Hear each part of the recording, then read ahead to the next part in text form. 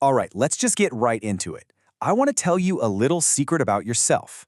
Lately, does it feel like, well, like nothing is really fun anymore? Like your focus is just completely out of your control, and there's this invisible force just holding you back from doing anything?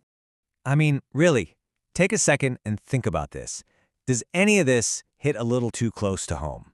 You know exactly what you need to do to get ahead, but you just can't seem to make yourself do it. You've probably watched all the videos on discipline, and for some reason, nothing ever sticks. And maybe the worst part is that nagging feeling that you're kind of letting yourself down. If any of that sounds familiar, you are so not alone. But it is a huge sign that something needs to change. So, in this explainer, we're going to break the whole thing down. We'll start with the problem everyone's facing. Then, we'll dive into the actual brain science behind it all. We'll look at the two different kinds of rewards our brains are chasing, and then, the most important part, I'm going to walk you through a clear 5-step plan to fix it and build a way more focused future. So let's talk about this problem, this invisible force. The real reason for all this feeling of meh and constant distraction. Well, it actually has a name, dopamine overdose. And believe me, it is a much, much bigger deal than you might think. Now, I know that sounds super extreme, right? But it really shows how serious this is. We're talking about something that's affecting our minds and our motivation on a global scale. It's not a virus you can see, but it's quietly rewiring how we see the world, one day and one scroll at a time. Okay, so let's get into what is actually happening inside your head, because understanding the why is the absolute first step to getting back in the driver's seat.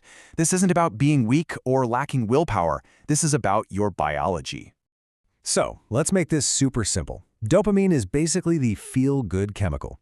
You eat your favorite pizza? Boom, dopamine. Your boss gives you a compliment? Dopamine. You see a funny video and you just have to share it with your friends? Yep, that's dopamine too. It's just your brain's way of saying, hey, that was good. Do that again. And our modern world is literally designed to give us that do-it-again feeling, constantly. The price we pay for that is absolutely staggering. If you're spending, say, about 7 hours a day on your phone, which is pretty common, by the time you're 50, you will have spent 14 full years of your life just scrolling.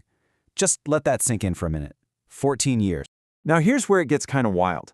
All that scrolling has wrecked our ability to focus. A Microsoft study found that the average human attention span has now dropped to just 8 seconds. That is officially less than a goldfish. A goldfish has 9 seconds. So yeah, no wonder it feels impossible to finish a project or even just a simple conversation.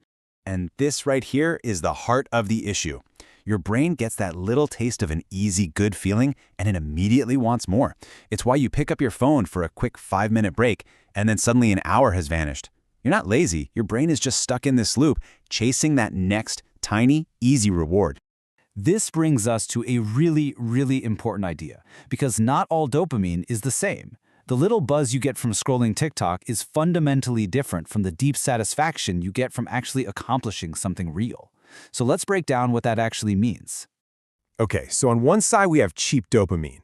This stuff is instant, it's easy, and you get it from things like endless scrolling, eating junk food, watching brain-numbing content. It feels good for a hot second, but all it does is make you crave more cheap stuff, and it kills your motivation for anything that requires actual effort. But on the other side, you've got premium dopamine. This is the good stuff. You have to earn it. It's the feeling you get after a tough workout or when you finally finish that big project. This kind of dopamine actually pushes you to improve yourself, and it builds real discipline. The problem is, our brains have gotten totally hooked on the cheap junk. All right, so that's the problem. But I'm not here to just bum you out. I'm here to give you a clear, step-by-step plan to fix it. This is what we call the dopamine detox. So here's the 5-step plan to get your focus back. We're going to start by figuring out your personal triggers. Then we'll rewire your brain with healthier habits, we'll create some friction to make the bad stuff harder to get to, and finally, we'll build a sustainable, long-term system so this stuff actually sticks. First things first, you gotta know your enemy. Seriously, grab a piece of paper right now and write down the things that give you that instant, cheap dopamine fix. Social media, binge-watching shows, gaming, online shopping, those are the big ones. But what are your personal kryptonites? Be brutally honest with yourself here. You can't fix a problem that you don't acknowledge. Now here's a key insight. You can't just stop a bad habit. You have to replace it. Your brain still needs that feel-good reward, so you have to give it a healthier source. So instead of that morning scroll, go for a walk. Instead of gaming, hit the gym. Instead of just consuming endless content, try creating something, journal your thoughts, or learn a new skill. These are the things that give you that good, premium dopamine. And hey, if you're looking for like the ultimate replacement habit, get this. Research shows that meditation can light up your brain's reward system 65 times more than its normal state. That is a massive hit of premium dopamine that actually builds your focus instead of destroying it. Okay, step 3 is all about making your bad habits harder to do. It's the old out of sight, out of mind trick. Seriously, move those tempting apps off your home screen. Put them in a folder on the last page. Better yet, switch your phone to grayscale mode. You have no idea how boring Instagram is without color. Turn off every single notification that isn't absolutely critical. You want to make it so that grabbing for that distraction takes effort, not just a mindless twitch. Now, you don't have to go cold turkey here. Think of this like intermittent fasting, but for your brain. Just start small.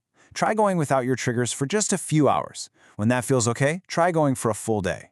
And I'm going to be honest, you're probably going to feel bored. That's the whole point. Learning to just sit with your own thoughts without needing a distraction, that is a modern-day superpower. And finally, this is not about becoming a productivity robot. It's about finding a balance that actually works for the long haul. The 80-20 rule is perfect for this. Aim to spend about 80% of your time on productive, premium tasks. Work, learning, exercising, real connection. Then you intentionally set aside 20% of your time for pure entertainment. The trick is to be mindful. Set a timer, enjoy it, and when that timer goes off, you're done. So, after all this work, after you break that cycle and start to rewire your brain, what does life even look like on the other side? What's the big prize at the end of all this? It's this. The whole point is to lower your threshold for happiness again. It's about finding real, genuine joy in the simple things, like helping out your family, having a great conversation with a friend, painting something, or just going for a walk and noticing the world around you. When your brain isn't constantly jacked up on cheap thrills, the simple pleasures of life suddenly feel amazing again. And that brings us to the final, most important question of all. When you get that time back, when you get that focus back, all those hours, all of that mental energy, what are you going to do with it? What will you build? What will you create? The possibilities are endless.